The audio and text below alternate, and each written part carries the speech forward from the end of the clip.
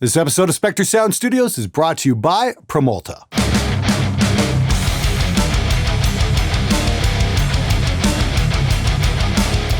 Hey everybody, how's it going? It's Friday. Hope you're going to have an amazing weekend. Let's get right to it. Let's get it started with SMG Viewers Comments, episode number 196. Any tips for mixing metal in a home studio where you don't have a lot of money? Ha! Oh, wow, there's a real can of worms. I noticed you said mixing and not recording. That's actually kind of cool. First off, pick a mixing platform. I recommend Reaper because it's hyper flexible, but if you don't know what you're doing, it can be a little bit daunting. It's got a bit of a learning curve, as do most DAWs. You might want to take a look at Cakewalk. That's available for free. Reaper's like a $60 license fee. I still use it to this day because of its flexibility. It's amazing in that respect. Cakewalk might be really cool. I mean, I used to use Cakewalk back in the year 2000. And I did a number of records on that from about 2000 to 2003 until I got into Saw Studio. And then apparently Gibson bought Cakewalk and ran it into the ground, and now it's available for free. And a lot of you guys are telling me it's pretty badass, so I might investigate that. The one thing I'm going to recommend is get a good set of monitors. And in my opinion, the best monitors you can get in the under $500 bracket are probably the Kali LP6s. And if you have the cash, get the LP8s. They're simply stunning. Do not cheap out on your monitors under any circumstances. Another thing to do would be to check out my video on how to build your own bass traps, because that's going to be very critical. And the great thing about them is you don't have to permanently modify your room. You can just put them on like little stands and whatnot, get them in the corners, that kind of thing. And they won't break the bank, and they're going to give you a much better mixing experience. If you want to record, you're going to be looking at interfaces with multiple inputs and microphones and that kind of thing. Fortunately, you can get some absolutely amazing condenser mics for under $200. Look at the Lewitt stuff. I can't remember the name or the code of the mic because Lewitt has a really bizarre mic naming process, so I can never remember what the hell it's called. It might be the 240 Pure or the 440 Pure. I don't fucking know. I can never remember. But they're great fucking microphones. Nonetheless, I'll do a little homework and put a link in the description below. And of course, there's the venerable SM57, which you can still get for $99. And even in this place where I have all this amazing gear, I still wind up using 57s on guitar cabs and snare drums because, they just work well. Anyway, good luck on your venture. Hey Glenn, I have a question. Can you record a metal band with only 8 mic inputs? Yes, you can. Going back to my early days, my first interface was something called Digital Wings for Audio by Metallithic Systems, and that was going to be the big revolutionary thing because it could do 128 tracks at once. And well, the company kind of died a horrible death and went under before they really got their software off the ground, but they did make a halfway decent 8-channel interface, and I used that for a number of years until I switched over to an M-Audio Delta 1010, and I wound up adding 2 tracks onto that with, 2 inputs with an Apogee Rosetta. And that was kind of like my main interface for quite a while until I got into the RME stuff. 8 channels will do you fine. That should be enough to track a drum set. All depending, you might have to sacrifice room mics, that kind of thing. 8's cool. 10's better, 12 is awesome.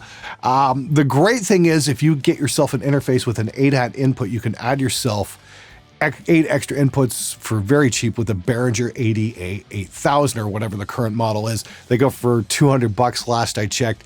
And one of them even wound up winning a converter shootout on Gear Sluts because people actually had to listen with their ears for a change. And not a bad piece of gear at all. Like if you need to add extra tracks for like hi-hats or rides or, who knows what. Yeah, a Behringer 8-channel add-on deck would be a really cool solution for that. Like I said, just make sure the sound card you have right now has an 8-at input. 8 will do you fine, but more is always better. Unfortunately, you don't have to spend a shit ton of money to get those extra channels, and you're gonna get some pretty damn good results. As someone new to computer recording, this is perfect. Only thing I ask is a possible companion piece on 10 best bang for the buck plugins. Also, is Cakewalk the only free DAW? Hey Gilbert, thanks for the heads up there. I really appreciate that. I will do that at some point. I've got a long list. One of my absolute favorites just went on sale last week. There was the Sheps channel from Waves. That thing is freaking stellar what it does. I don't know what the hell they pulled off, but that's great. I've got some other ones. There's some FabFilter ones, and some corrupt. The Slate distressor is really good. There's a shit ton of great plugins out there. Unfortunately, most of them won't break the bank. So yes, I will put that list together, my top 10 favorite commercial plugins. I don't know. I think Ardor is free because it's open source. You might want to check out that. Can't say I'm a huge fan of the editing system in Ardor or how you zoom around the screen. It seems a little counterintuitive to my tastes. Like I said, I use Reaper. It's a $60 license, but if you download it and install the shareware, it gives you a countdown timer saying, hey, please buy this once the trial period runs out. Thing is, you can still use it. So I know half of you guys out there watching the show are hitting the guilty OK button, so to speak. You still haven't paid for your licenses. Anyway, yeah, Reaper is super flexible and super awesome. So I definitely recommend checking that out. Hey everybody, this episode is sponsored by Promulta. It's an online service based out in New York City to help you promote your videos. It's funded by PayPal's early investors, and they've promoted Eminem, Universal, Disney, L'Oreal, Estee Lauder, Rick Ross, and over 50,000 clients. They will get you real views and real subscribers. Promulta's designed to make your content go viral. They'll get as many people as possible to watch and share your video with friends by distributing your video on blogs, games, apps, websites, and social networks. If you're in an independent band that's already dropped thousands into a project or a video, taking the extra step to promote it can make all the difference. You can have an amazing video, but if nobody watches it, well, you've blown your investment. Promulta is like a publicist for YouTube. I used it myself on my Censored by Warner video, and it got me an extra 13,000 views after the initial surge wore off.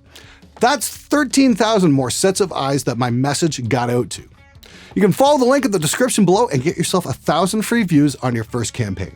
Now back to the show. This is just fucking awesome. I certainly don't mind buying various tools of the trade, but to be able to grab these in addition to everything else here just helps. Now, I have a question. I hear so many recordings where the background just sounds so crunched together and almost sounds like mushy shit when someone goes in a solo or a vocals in front. You always have a very big sound. It's like you left everything with breathing room.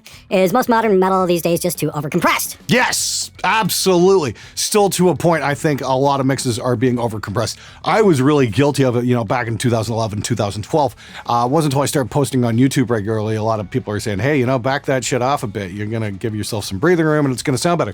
Because it turns out YouTube and some of the other streaming services are actually putting limits in place to how loud a mix can be. And I think that's really fucking cool. So it's forced me to turn things down, and that's given me a lot of breathing room.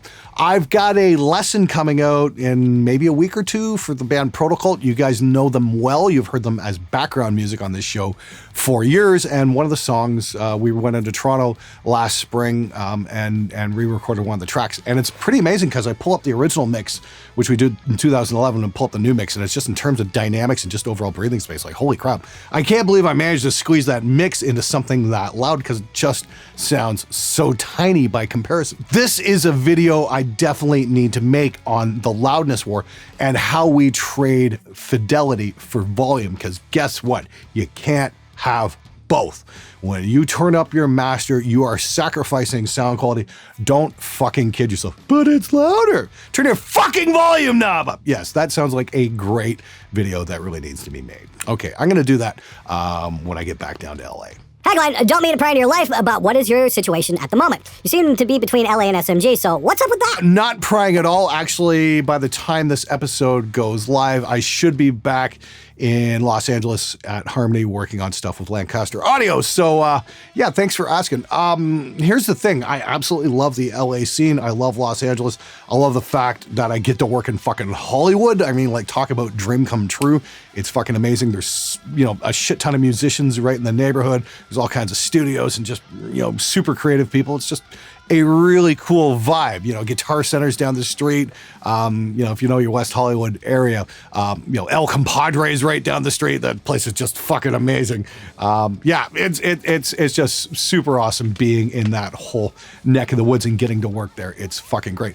The reason I'm in Spectre right now is basically because I don't make enough to give up my Canadian healthcare, so I'm spending half the year in Canada, half the year in the States. That way I don't have to pay for American health insurance. I love the States. I love the people. I think the Americans are fucking amazing people. I'm just not ready to drop down that kind of money for a healthcare system that I don't have to pay for because my Canadian taxes go for the system up here. So I'm spending 6 months out of the year here in Canada, at least until, things move a little further along the chain and I'm able to work in the States and live in the States on a full-time basis.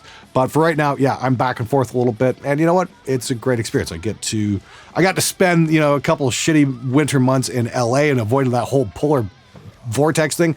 And I'm going to be home for the summer and it's going to be amazing, because summers in Windsor are actually quite nice. So there is that to look forward to. A question that I think a lot of us newbies could use. What do you look for in an amp? Ooh, tough question. Tightness in the bottom end. I think that would be the first thing I look for. Price as well, affordability.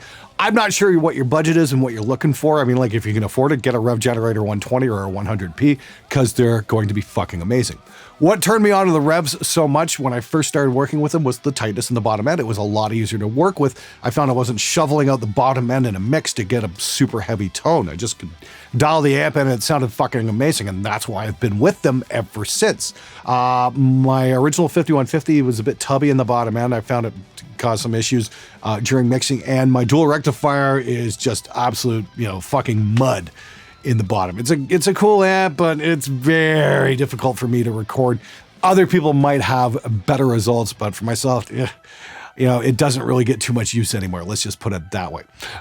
Depending on your budget, maybe you might want to take a look at a Jet City amp. I'm hearing some really good things about them, and I do want to demo one on the show. I'm trying to make steps happen so that works. And I know Rev is coming out with a lunchbox amp as well that should be pretty damn cool, and hopefully I'm going to get to demo that on the show sooner rather than later. We'll see. Anyway, cool question. But if you're in the market for your first amp, I'd say look for a used 5150. That's a go-to. It's going to sound good. It's been on who knows how many fucking records. They just sound great right out of the box most of the time. Hey Glenn, how do you go about recording your own band? I'm split between it being kind of dickish to charge your own band members for recording songs, that's also mine, and then also it taking so much time to create a properly sounding record. Could I saw that I want a slightly bigger percentage of the most likely very little money that the music would make, or I may be doing it for really cheap. I really don't know what to do in this situation. Cheers and fuck yous from Denmark. Ooh, that is a tough one. On one hand, you're putting your time, your effort, and most of all, your money into your studio, and your band's going to be using your recording gear. Blah, blah, fucking blah. I get it. There's a huge investment on your part that the band isn't making. But on the other hand, it is kind of a dick move to turn around and charge them to use your studio that you're going to be on the record for. So, I can kind of see that end of things too. There's no real easy answer. I mean, like if this was 15 years ago, the simple solution would be, okay, great. The band doesn't pay for the record, but those fuckers can pay to have the CDs pressed. These days, who the hell's pressing CDs? I mean, maybe they hand out a show. I don't know how many shows you guys are playing. That might be something to look into. At least that'll, soften the blow a little bit. But my big concern for you would be to explain to your band members that your studio is exactly that. It's not a rehearsal space. So if they're coming in and wasting your time, throw their lazy fucking asses out and make them fucking practice. Any thoughts on mixing vocals without a proper mic, like a rock band mic, or worst case scenario, vocal audio recorded with a cell phone? Well, that's an interesting question. If this was the 90s, that would have fit right in because that whole telephone bandpass effect was abused on pretty much every single alternative rock record that was ever made in that time period. If you're going for a special effect, I'd say yes, absolutely, fucking go for it. A rock band might be kind of cool. This mic might be kind of cool. I don't know, but if you're talking about making a serious recording and this is your main sound, spend $150 and get a Lewitt. You're going to get way better results. Seriously, check those out. They're definitely worth it. And if you got 350, get like a Roswell Mini K47. Again, just a stellar fucking mic. The great thing is you don't have to drop a shit ton of money to get a great condenser mic these days. So stop being so fucking cheap. And if you still don't have any money, get a fucking job. Egg cartons are not only pretty useless acoustic-wise, they're also a fucking fire hazard. One small fault in your electronics or one dumbass who smokes in the room can set the whole room on fire. I wouldn't want to risk my life or my gear by this stupidity. Renee, that's a fucking amazing observation. That is a really well thought out observation. Holy fuck, I can't believe I missed that whole aspect of things. The plans I made for my bass traps, you know, the insulation being used there is rigid fiberglass. It's fire resistant, so you don't have to worry about that kind of shit. That's the thing with some cheap acoustic solutions. You might be creating a fire hazard. Egg cartons are by nature, you know, made of a very flammable substance, so I can see that being a problem. This really reminds me of the whole story of the station and Great White's gig there. This was, I don't know, when the hell did that happen? That huge fire where all those people died. A fire broke up, there was a stampede, people got, you know, wedged in the doorway and the place went up in flames and people burned alive. I mean, like, wow, that was an absolute fucking horror. I still feel terrible about all this. Here's why that happened, though. You've got this rickety old concert venue, and the neighbors started bitching, and one of the loudest people bitching was a guy who made quote-unquote acoustic treatment. And he wound up selling soundproofing tiles to the station so they could put them up and, you know, supposedly, you know, knock the sound down, whereas it probably did absolute jack and shit for actual, you know, isolation. It might have cleaned up the acoustics internally in the room, but the stuff he was putting up the walls wasn't going to stop shit. Mass stop sound, not fucking foam on the walls. Now, I remember reading this, I think in Maxim magazine shortly after this happened, there was an investigation and the fire marshal looked at these tiles and he said it was like the equivalent of putting 12 gallons of gasoline on the walls. So when Great White lit up their pyros, that stuff just went up like fucking crazy. So in retrospect, the guy who was complaining about the noise coming from the venue was actually responsible for all of those deaths because the stuff he sold wasn't fireproof. So please, when you're putting acoustics up, make sure that stuff is fire rated. Hi Glenn, you've talked a lot and recommended the Focusrite 2i2. Costs around 130 euros. If I spend 500 euros, I'm not looking for multiple inputs here. Will I get a noticeable better sound? Love your show. Greetings from, pronounce this. Yeah, like fuck, I'm gonna pronounce that. P.S. You've talked about visiting Gothenburg, my hometown. There's a guitar show here in May, and they have a restaurant named 2112. Oh, dude, that'd be fucking amazing. Unfortunately, I'm gonna be in LA in May, and I'm gonna be in Germany in June for TGU, so I'm really looking forward to that. But maybe one day I will make it to Gothenburg. We'll see. But as to your other question, if you spend more money, will it get you a better sound? It might get you something cleaner, and you might notice some apparent effects once you start stacking your tracks on top of one another. So there is that. Now, one highly recommended piece of gear I would recommend for a 2-channel or a 4-channel input and output is the RME Babyface. Now, I've had one of these for several months now. I was originally going to do this do a video on it and use it as a giveaway to give to you guys, but honestly, I got it and I'm like fuck, I'm giving this away. This thing's amazing. Holy fuck, is this ever awesome? It's got the RME Total Mix effects, so it does loop back, which is great for doing voiceovers and that kind of thing. So you can take an input and send it back to another input, and that way your DAW sees it and your screen cap software will see it. It's fucking great. It's got a wonderful volume knob, you know, selector and a dim, couple programmable buttons up here. And most importantly, it's got 2 mic ins, 2 line outs, plus it's got headphone out and a couple more inputs here, but it's also got an ADAT input, so you can add another 8 tracks at least. Yeah, this thing is freaking stellar. It's gonna be better than a 2i2. I would think so. Conventional wisdom would say yes. Sonically, I'm sure it's a little bit better, but again, you get the Total Mix Effects software with it, and that is worth its weight in gold. Seriously, this is an amazing piece of gear. If you have the budget, yes, get one. They are stellar. And oh yeah, this is what I use when I'm in LA to make the show. So yeah, it's kind of a very important piece. Glenn, do you prefer a guitarist who's used to playing live with chorus and delay to track with his chorus and delay, or record to tape, dry, and add it mixdown? Really depends on the guitar player and what he's doing. I've done it both ways, and I've liked doing it both ways. Really depends on vibe and that whole thing. For the longest time, I was very rigid about that, and I'd always make the guitar player add the effects in after the fact and keep everything really basic. But, after a few conversations with, Henning and Warren, it's kind of like, it's like if the guitar player can play off that kind of thing, you do wind up getting a different performance. And it's like, okay, well, I can see that. I mean, like wah-wah, I will always track right to tape, as we say, just so I can get that performance aspect. But I mean, like, you know, if the guitar player's got a delay or a chorus or something like that, he's got his heart set on, yeah, let's do it. Now, if I'm recording a band live off the floor, I will absolutely record the guitar player with all his effects, because that's just the whole live vibe. Did that before, and yeah, had an absolute blast. But just remember, there's no concrete answer either way. The trick is find what works best for you. Question: what would your idea of using drum samples that you recorded yourself?